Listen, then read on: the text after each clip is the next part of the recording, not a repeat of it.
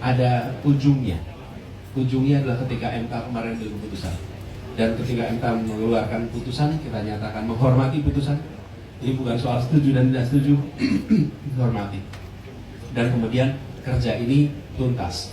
Satu fase tuntas sebagai bagian dari proses Pilpres. Tapi saya harap semua jaringan timnas yang sekarang ada tidak berhenti dalam bekerja untuk perubahan bagi Indonesia. Pilpresnya sudah selesai. Kaitan timnas dengan KPU sudah selesai. Tapi kita ini ada timnas, tidak ada timnas akan berjuang untuk perubahan. Karena itu saya berharap dirawat terus jaringannya sampai seluruh Indonesia. Siap-siap, insya Allah ada siklus berikutnya. Kita akan sama-sama dorong untuk kita berjuang di dalam melakukan perubahan. Dan saya ingin sampaikan kepada semua yang barangkali tidak sempat hadir di sini, terima kasih dan rasa hormat yang setinggi-tingginya. Sebagian bisa hadir, sebagian tidak, sebagian ada yang di luar negeri, sebagian ada yang berada di luar Jakarta. Kami sampaikan terima kasih, apresiasi, dan seperti dibilang tadi, kita akhiri dengan kepala tegak. Yang kita lakukan tidak ada satupun yang kita harus tutup-tutupi. Insya Allah semua yang kita kerjakan itu kita bisa ceritakan dengan rasa bangga.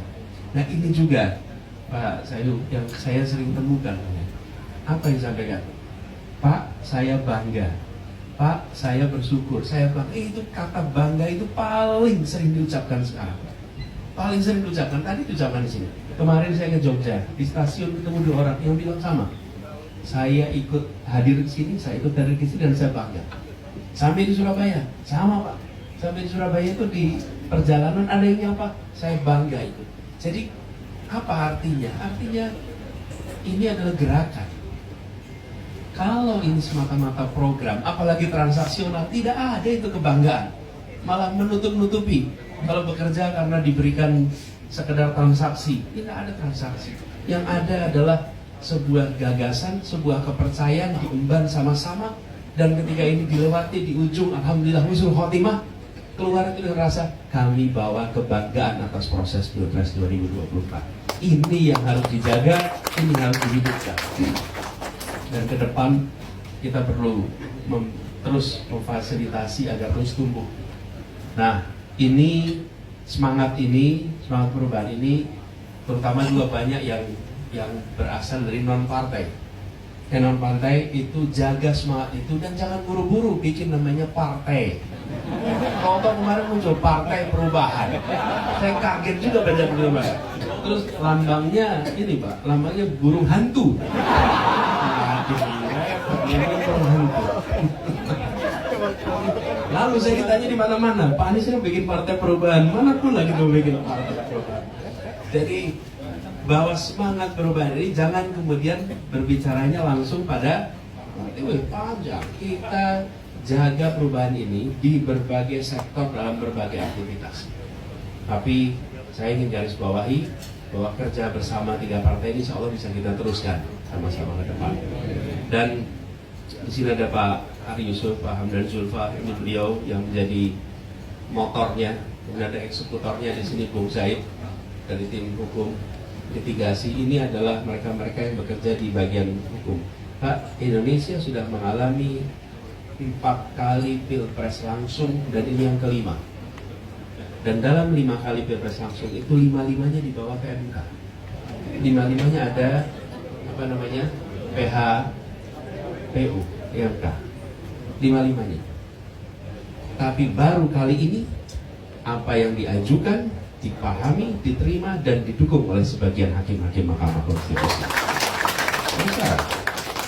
Dan dissenting opinion yang menyampaikan substansinya, yaitu apa? Keterlibatan aparat dan program jaminan sosial. 2 itu yang membuat situasi kemarin memang menjadi berubah. Situasi berubah. Saya berkali-kali sampaikan bahwa kita bisa menang, bukan kita pasti menang, tapi kita bisa menang jika ada netralitas. Ada netralitas kita bisa. Nah, sekarang kita menyaksikan. Ketika saya tidak pernah berani mengucapkan ini sebelum ada MK, Pak. Kenapa? Kalau ada MK, saya mengatakan ini mengutip hakim MK. Karena hakim MK yang mengatakan, di dalam statementnya terjadi yang menurut mereka dua hal ini. Sekarang kita bisa mengutip sebagai bagian. Kalau kemarin kita mengutip jadi salah, karena itu pandangan pribadi. Kalau ini adalah dokumen yang ada dan semua keputusan MK itu di akhirnya selalu dengan rekomendasi perbaikan. Rekomendasi perbaikan artinya apa? Memang ada sesuatu yang nah, jadi kami sampaikan kemarin, kita menghormati putusan MK, kita hadiri semua proses sampai di ujung, sambil kita minta agar rekomendasi hakim MK harus dilaksanakan oleh dewan yang akan datang dan oleh pemerintah yang akan datang supaya pemilu kita jadi lebih baik. Karena kalau tidak, keramaian dilupakan dan tidak pernah nanti ada perbaikan. Dan Pak Ari dan tim ini kerja luar biasa, Pak Hamdan Zulfa begitu mengawal ini semua sampai kita punya materi yang luar biasa yang dibawa ke MK. Kita beri tepuk tangan buat para luar biasa ini.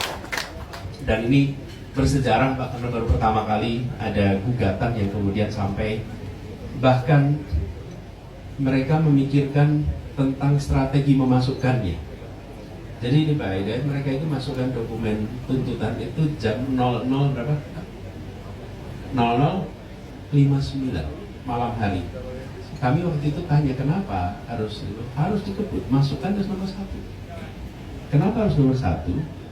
Pertimbangannya itu nanti akan dibaca awal, kita akan dilihat awal, dan yang tidak kalah penting, pada saat nanti MK memutuskan, yang dibaca nanti yang nomor 1, yang nomor 2 idem. Jadi kalau kita tidak masukkan pertama, nanti nggak akan dibahas. Dibahasnya idem, dan ternyata betul.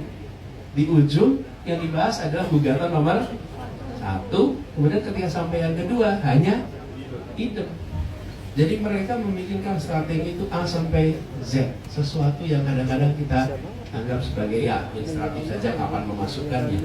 Jadi begitu dibolehkan jam 00, maka 00:59 langsung masuk. Itu di hari pertama dibolehkan memasukkan gugatan. Nah, hal-hal seperti ini di belakang layar tak terlihat. Pak Kapten memimpin proses yang banyak peristiwa besar belakang layar tidak terlihat. Kalau boleh kami usul, Pak Kapten, Pak Ari, mungkin baik di fase transisi ini menuliskan pengalaman-pengalaman itu menjadi hikmah, lesson learned, supaya penyusunan tim-tim yang akan datang itu bisa menggunakan pengalaman yang dimiliki oleh timnas yang sekarang bekerja.